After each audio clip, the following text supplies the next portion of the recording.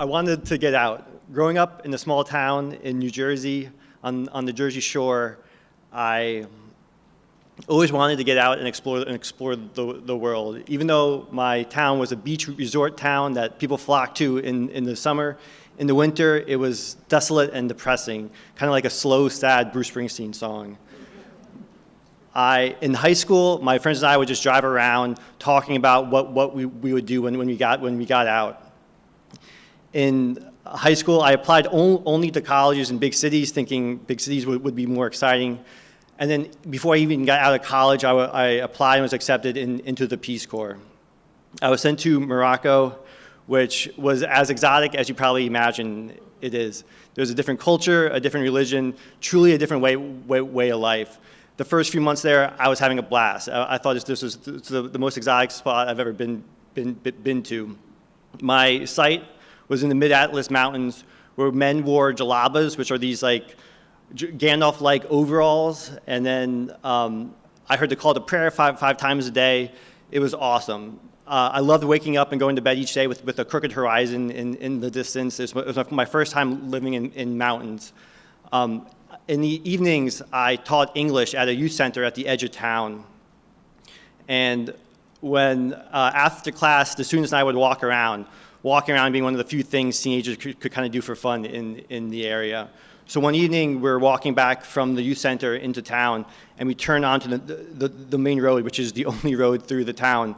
And it was kind of just framed perfectly there for me. It was kind of like a Moroccan Norman Rockwell painting, where I saw the one road was going off into the distance. It was framed by street lights. The very few cars in the area were kicking dust up into a cold, clear, crisp night sky.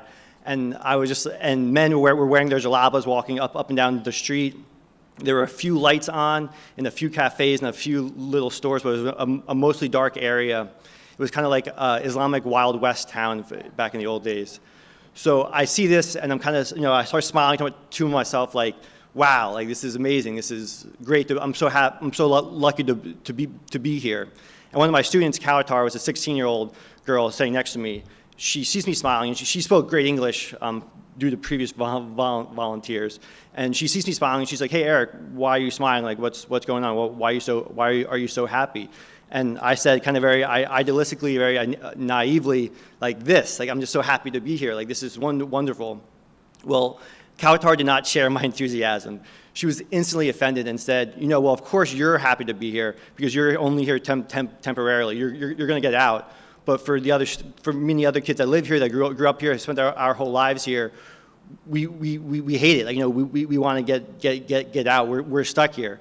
And instantly I knew I was wrong, and she was completely right. So I apologized and said, yeah, you're right. At that point my privilege was showing that I was going to get away, but her and all these other students were stuck here. So I apologized to her and said that she was right. And then afterwards I started thinking about it, like, because obviously I don't want to be offending my students there, and I felt really bad. So I was trying to understand it in my mind, and then I had a bit of a minor epiphany, which is I realized that Kawatar and I were actually kind of we're the same type of teenager, that a little bit angsty, a little bit ultra critical of our hometowns, who just wanted to get out and see the world. And I realized too that I had traveled halfway around the world to end up basically back in my hometown, back in a town that was boring and people thought was boring and uninteresting. The question was the perspectives. I had grown up in central New Jersey, thought that was boring and uninteresting. Morocco was exciting to me, but for Kawatar, it was probably the complete opposite. The perspectives were really, really important. So the short postscript is that now I'm here, I live in Boston, I'm studying for a doctorate, and this past winter, I went back to Morocco for the first time since I left and saw my old friends and family in Morocco. And I went back to my town, and I saw all my old students that I taught, and I looked for Kawatar, wanted to catch up with her, see what she was up to, but she wasn't there.